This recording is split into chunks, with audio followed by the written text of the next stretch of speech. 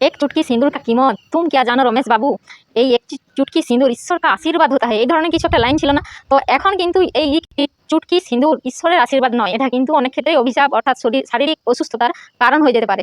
যেরকম র্যাশ, সাদা গায়ে যেখানে লাগান সিঁদুর সেখানে হচ্ছে সাদা দাগ, র্যাশ, চুলকানি, এলার্জি, এই ধরনের কিডনির ক্ষতি, মস্তিষ্কের ক্ষতি, তারপরে ক্যান্সারের ঝুঁকি পর্যন্ত আছে এই এক চুটকি সিঁদুরে। সঙ্গে প্রজননতন্ত্রের ক্ষতি, শিশুদের ক্ষেত্রেও কিন্তু এর সাইড এফেক্ট দেখা যায়। তো এই এক চুটকি সিঁদুরের কিমত কিন্তু আগেকার দিনে ভালো ছিল, অসামান্য ছিল, কিন্তু এখনকার দিনে এই ভেজালের যুগে সেই এক চুটকি সিঁদুরের কিমত কিন্তু অসাধারণ নয়, সেটা অনেকটাই নিজের শারীরিক অসুস্থতার কারণ হয়ে যেতে পারে।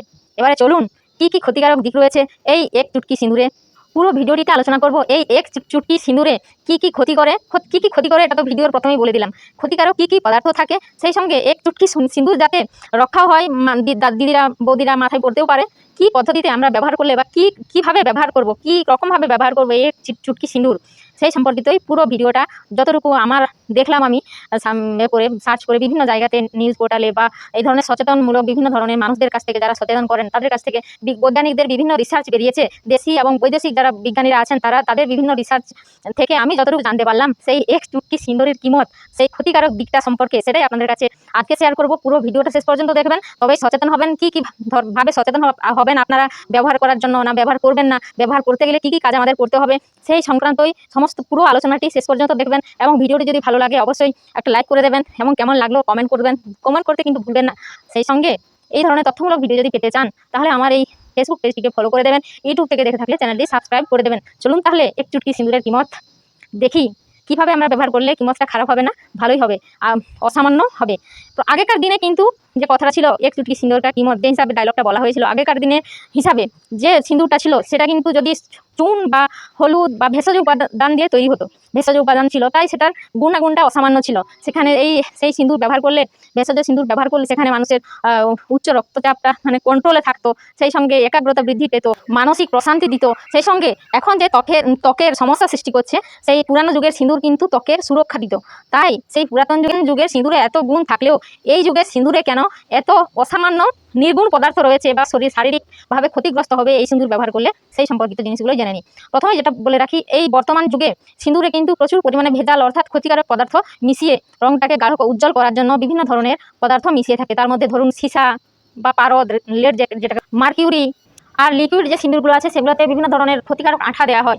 তাই যারা এই ধরনের লিকুইড সিঁদুর ব্যবহার করেন তারা কিন্তু সেনসিটিভ স্কিন যাদের, তারা কিন্তু এড়িয়ে চলতে হবে তাদের। সিঁদুরের সাধারণত দু ধরনের লেড থাকে, রেড লেড আর লেড ক্রোমেট। এই দুই ধরনের লেড মানে ওই সীসা বা পারদ, যা আমাদের মস্তিষ্ক মাথার জন্য সবথেকে ক্ষতিগ্রস্ত হয় আমাদের মাথার মস্তিষ্কের স্নায়ুতন্ত্রগুলো। সেই সঙ্গে যারা গর্ভবতী মহিলারা আছেন তারা যদি এই সিঁদুর ব্যবহার করেন, এই রেড লেড আর রেড ক্রোমেট জাতীয় এই সিঁদুর যদি রেড লেড বা রেড ক্রোমেট এই জাতীয় সিঁদুর যদি ব্যবহার করেন, তাহলে গর্ভবতী মহিলাদের যে গর্ভস্থ যে এইগুলো থাকা সিঁদুর ব্যবহার করলে গর্ভস্থ শিশুর বিকাশ বাধাগ্রস্ত হয়, আর মানুষের স্নায়ুর জন্য, মস্তিষ্কের স্নায়ুর জন্য যেটা ক্ষতিকারক। এখনকার দিনে যে বাজার থেকে সস্তায় সিঁদুরগুলো পাওয়া যায়, বিশেষত ব্যবসায়িক উদ্দেশ্যে বিভিন্ন ধরনের রাসায়নিক মিশিয়ে উজ্জ্বল করা হয়, গাঢ় রং করা হয়, সেই কৃত্রিম রঙে থাকা ফিনল বা কেটেকল এই ধরনের পদার্থগুলো এরা ত্বকে থাকা মেলানোসাইট ধ্বংস করে দেয়।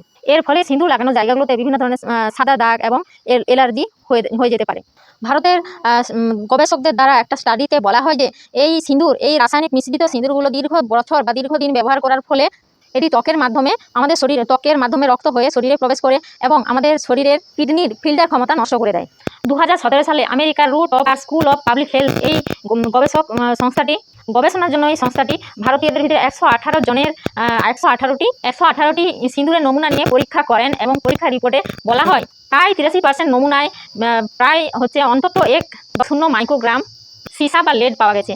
আর সব থেকে বেশি সীসা পাওয়া গেছে আমাদের দেশের ভারতে প্রায় 43% সিঁদুরের নমুনায়। ত্বকের মাধ্যমে যদি এই সীসা বা লেড আমাদের শরীরে প্রবেশ করে, তাহলে কিন্তু শিশুদের IQ বসিয়ে দিতে পারে, বড়দের প্রজননতন্ত্রের ক্ষতি হতে পারে।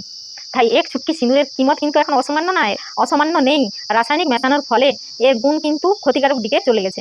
এই এক চুটকি সিঁদুরের কিমত তখনই অসামান্য ছিল যখন সিঁদুর হলুদ, চুন বা এই ধরনের ভেষজ উপাদান দিয়ে তৈরি হতো, কিন্তু এখন রাসায়নিক ব্যবহার করার ফলে এই এক চুটকি সিঁদুরের কিমত কিন্তু অনেক ক্ষতিকারক দিকে চলে গেছে। তাহলে আমরা সিঁদুর, আমাদের দেশের দিদি বা বৌদিরা সিঁদুর, যারা এই ধর্মাবলম্বী, তারা কি সিঁদুর ব্যবহার করবে না? হ্যাঁ, অবশ্যই সিঁদুরের ব্যবহার করতে পারবেন, কিন্তু কয়েকটা দিক আপনাদের খেয়াল রাখতে হবে।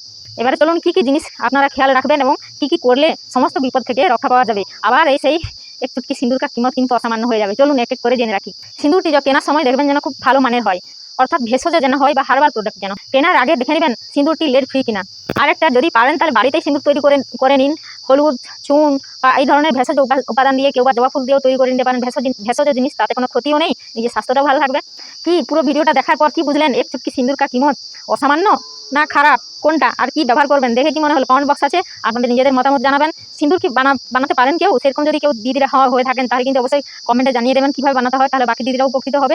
আর পরিশেষে বলি, সমস্ত কিছুই বজায় থাকুক, নিজেরাও স্বাস্থ্য সচেতন হন। নিজেদের যেরকম ধার্মিক জিনিসগুলো আমাদের মানতে হবে, ধর্মীয় রীতিগুলো যেরকম আমাদের মানতে হবে, সেরকম কিন্তু আমাদের স্বাস্থ্যের দিকেও নজর দিতে হবে বা স্বাস্থ্যের খেয়াল করতে হবে, স্বাস্থ্য সচেতনও হতে হবে।